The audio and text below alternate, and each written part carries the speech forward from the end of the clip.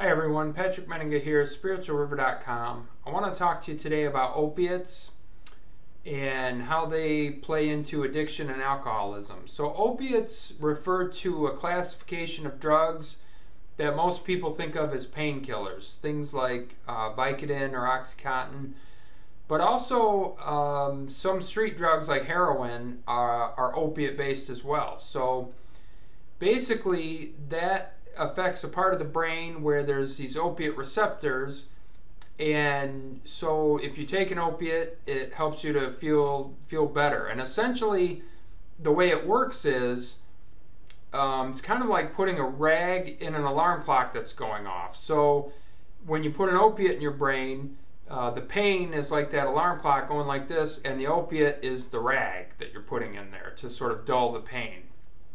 That's a pretty good analogy for how to think about opiates. This is in contrast to a medication like, for example, there's other painkillers like NSAIDs. Motrin or ibuprofen is an example of an NSAID, and they work differently. They're not like putting a rag in an alarm clock. Instead, the Motrin or ibuprofen or an NSAID, it actually reduces the amount of swelling right at the source of the pain. So that would be like shrinking the bells on the alarm clock instead of putting a rag in them. So different medications work differently, and so that's kind of how opiates work on the brain.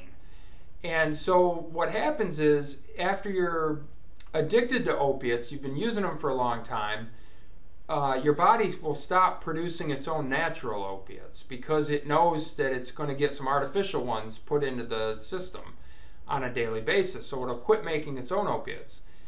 This makes it really tough to get off of the drug, because when you stop using it, your body's not helping you out at all. It's not making its own natural opiates because it hasn't needed to for a long time.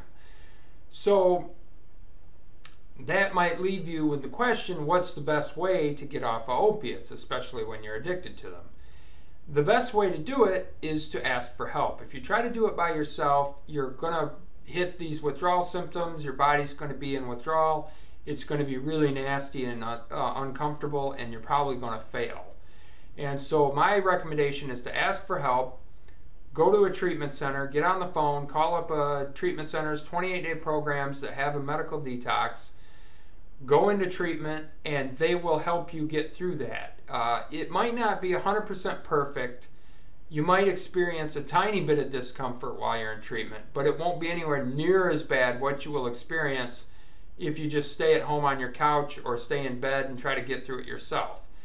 It's going to be a nightmare at home on your own compared to going into treatment.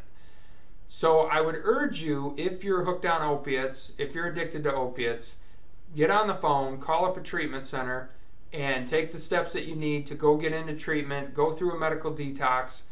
They will help you get through it. They'll give you medications that'll help you with the withdrawal symptoms, and you can get clean and sober and get started on a new life for yourself.